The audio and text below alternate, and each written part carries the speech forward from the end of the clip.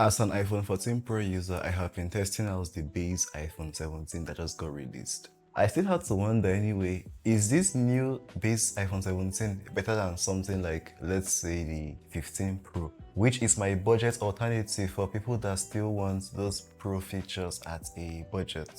I already promised myself not to touch the iPhone 17 since its release unless it was the sage green variant, and the wait was worth it. First thing I noticed, the aesthetics and minimal approach to the design by Apple, unlike what we have on the 17 Pro and Pro Max, and also the 17 Air with that razor thin body. Nothing to complain about for the base 17 with that brushed aluminum frame, which is excellent to resist fingerprints. And the phone felt so light to handle. It felt like it reminded me a lot about the iPhone 12 when it first released. Aluminum is also better for thermals in the long run than the titaniums. The ceramic shield, too, protection on the display. Everything is just incredible. There is nothing to complain about, considering the $799 price tag also. One thing I noticed was how much more comfortable the base 17 is to hold, caseless. Unlike my 14 Pro. My 14 Pro feels like a brick in the weight first of all, and then the razor sharp edges on the stainless steel frame. Even while they feel more expensive and more premium, they don't feel comfortable to hold unless you put it in a case. Then again, the 14 Pro's stainless steel frame is also a fingerprint magnet. We still have volume rockers, the side button, camera control, action button, and a SIM card tray on these non-US variants of iPhone 17. Perfect. Along with USB Type-C 2.0. Not so perfect, but we can let that go for now. iPhone 17 comes with Apple's new Ceramic Shield 2.0, which even Jerry Rig was able to verify the durability of. The best recommended way to even enjoy it is to use it without a screen protector. That sounds crazy, right? But then people on X have claimed that screen protectors even have a higher chance of leaving marks and micro scratches on your display than using it without one. Besides, if you're in the US or any other country that also honors Apple Care, you don't really have much to worry about, right? The display is noticeably brighter outdoors at 3000 nits, and one thing I know is that obviously indoors it's 1000 nits on most iPhones, doesn't go beyond that indoors unless you're watching HDR content. One thing I noticed as a 14 Pro user trying out the base 17, the base 17 is able to sustain higher brightness without that annoying dimming when the phone gets under some heavy load. My 14 Pro dims a lot faster once I expose it to either temperatures in the sun or like, you know, Call of Duty, something like that, or camera app. You get the idea. Of course, this is expected on the 17. After all, it's the latest.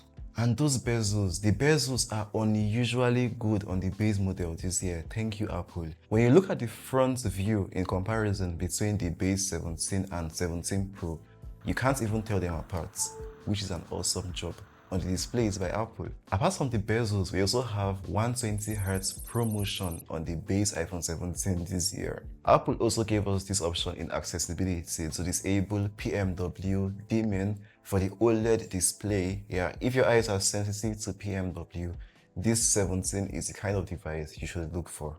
The main things going on with the cameras when I try them out is that new selfie camera, 18 megapixels square, which adapts to any orientation perfectly and also has center stage. That's a lot for a generational leap from the 16 to the 17. And again, Apple surprised us by making the 17 have the exact selfie camera goodness of the 17 Pro Max. We also have a new ultra-wide 48 megapixel camera on the rear end. Now, for someone like me that uses iPhones to shoot all my YouTube videos, including the one you're currently watching, that selfie camera is a dream. YouTube shorts, Instagram Reels, TikTok videos. You don't even need to turn your phone backwards anymore. The selfie camera is finally very reliable. Like the moment I tried it out, it looked like a rare camera quality, which is very awesome. Anyways, look at these photo samples I took with the 14 Pro and base 17 indoors. Yeah, I didn't really have time to go outdoors. My apologies again.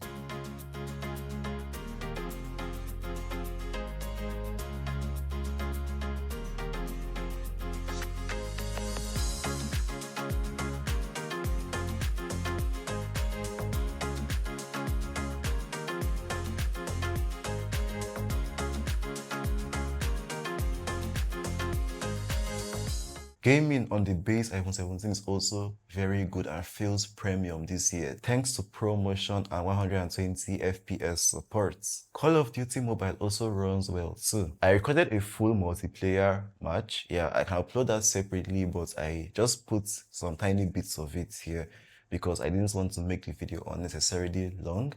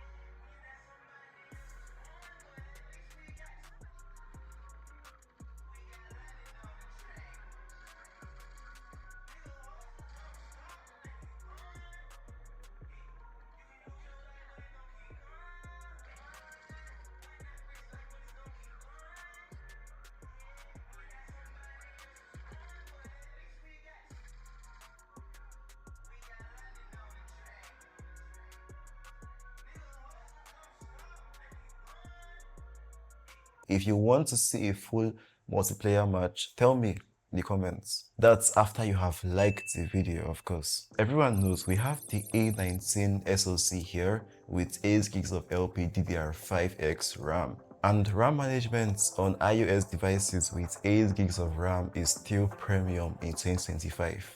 I mean, check out the 16 Pro and Pro Max. Have you ever seen the RAM looking like it's not enough? As long as we aren't talking about Apple Intelligence, of course. This A19 SoC is also a powerhouse for AI workloads and things like, getting text from images, applying the blur and other effects to photos, even image processing. Yeah, so you'd get every single one of those iOS related tasks that use the neural engine a lot faster with Apple's enhanced neural engine. Alright, enough nerdy talk. After gaming for a while and trying out those cameras, the phone warmed up quite a bit. But then here's the good thing, warming up and heating up are two different things in my dictionary. My 14 Pro would absolutely heat up. The 17 just warms up.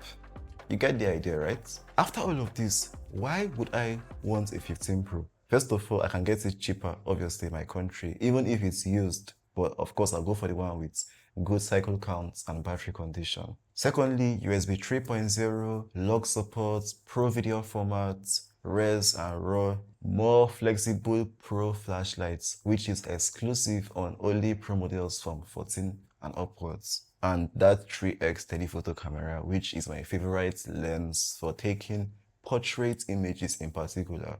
Yeah, you can't replace portrait goodness on the 3x, even on my 14 Pro, compared to like 1x or 2x portraits on the other devices. Before you click that subscribe button, I want to hear from you. What do you think about this sage green iPhone 17? I'll be waiting.